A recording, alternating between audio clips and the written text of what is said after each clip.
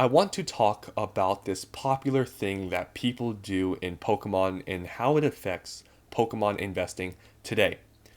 So, this thing, rip and shipping, it's not just limited to Pokemon. People do this with other card games, sports cards. So, people do this all over the place, but specifically, I'm talking about Pokemon because that's what my channel is about.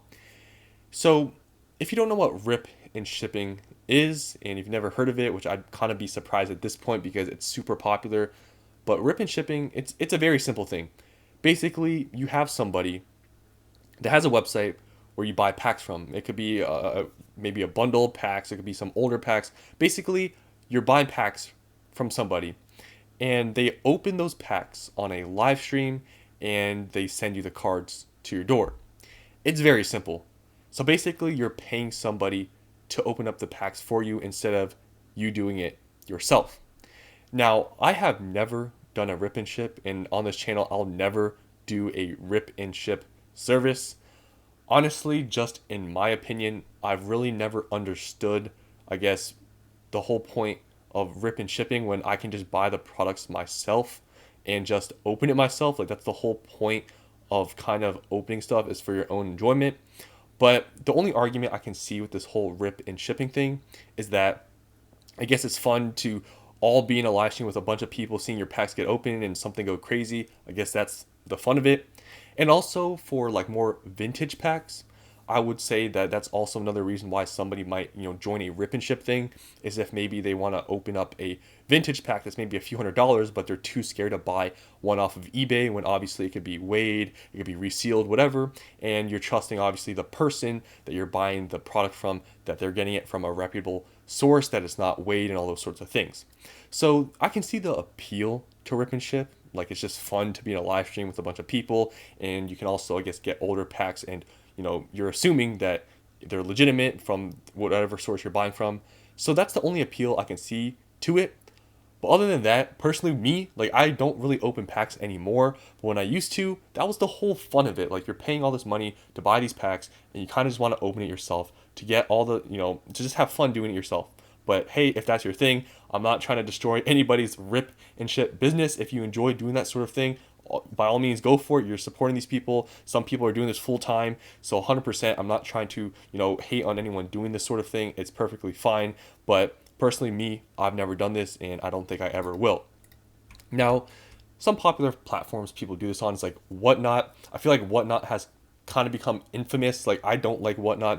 They had so many commercials that I've watched, and I feel like this whole Whatnot thing was kind of, I don't know what it is, but I feel like this whole thing was kind of a scam, and they paid a ton of money for people to advertise their thing.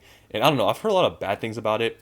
People also do this whole rip and shipping thing on YouTube and other like places like TikTok, but I know Whatnot's the very popular one that people use to actually do this whole rip and shipping thing.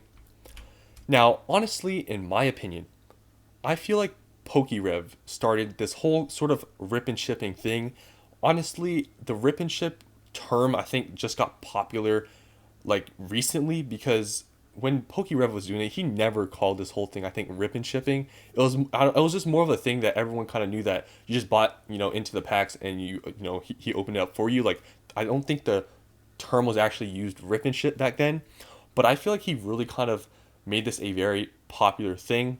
But the difference with PokeRev is that he did this rip and shipping thing with all like vintage. Like, he did not like open up modern boxes like a lot of people do now, or like semi old boxes. Like, he just did totally just vintage.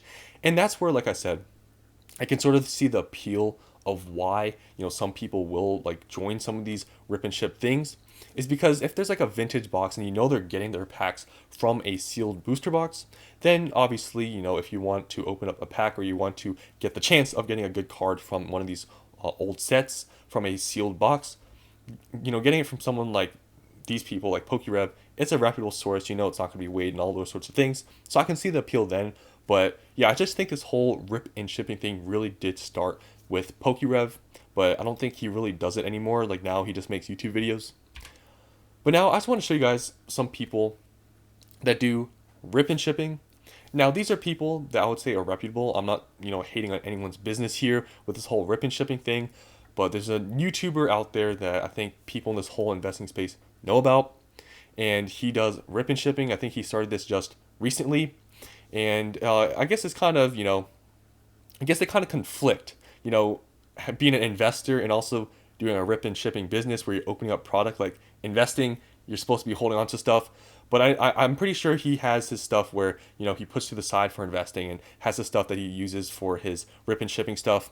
But it's kind of funny that they're kind of conflicting, but they're totally separate businesses, I understand. But I just find that to be kind of funny.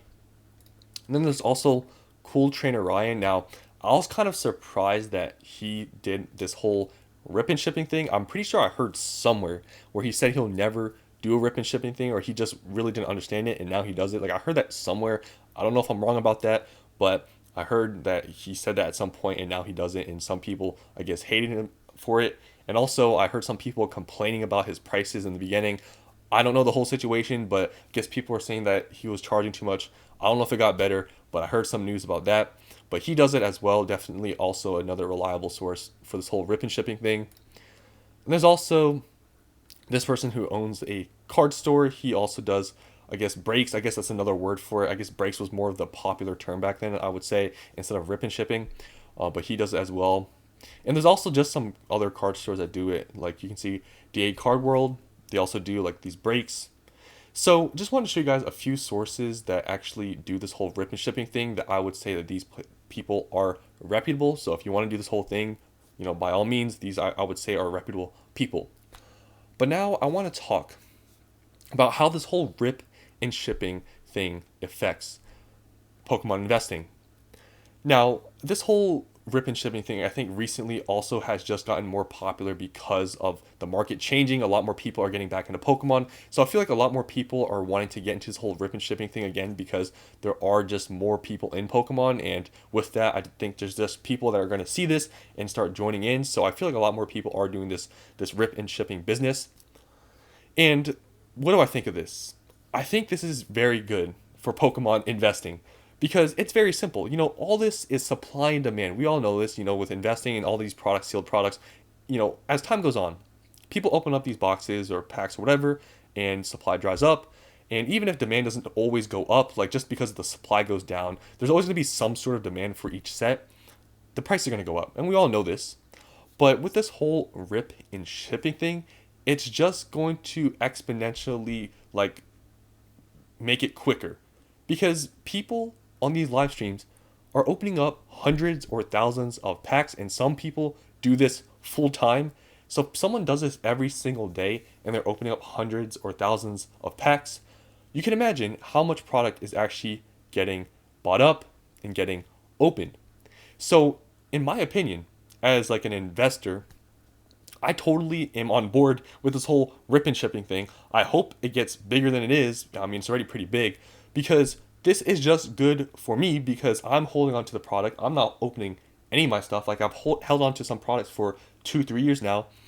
And the more that people do this whole rip and shipping thing, people buy these packs, it's good for investors. So for all you out there that maybe don't like this whole rip and shipping thing or have never done it, it's actually good for you. Like see it in a good light. Because this is good for everyone out there trying to invest in this stuff because more stuff is getting opened, which is good for you, which means you're probably not going to have to wait as long as you would have to in just a market where rip and shipping did not exist, because then people would just be opening up probably at a slower rate because on these live streams, people buy tons of these packs and just tons of these get opened, and that just helps you out because now your product is more scarce, so it's going to be more valuable. So I actually do support this whole rip and shipping thing because it's just good for me. But personally, I'm just never going to actually participate in rip and shipping just because I just don't see the appeal for it, like for myself. But definitely people out there do see the appeal for it because they buy into it. So just wanted to talk about this whole rip and shipping thing, and I think it's very good for Pokemon investing because there's just going to be less product out there. And already people complain. I've heard it so many times now. People complain that, Pokemon prints more, has been printing billions of cards or whatever. Like there was the whole thing, I feel like a year ago that got super thrown around that Pokemon printed 9 billion cards or whatever. Well, those 9 billion cards or whatever don't really mean anything because people are literally opening up thousands, hundreds of packs every night, and there's tons of people doing this.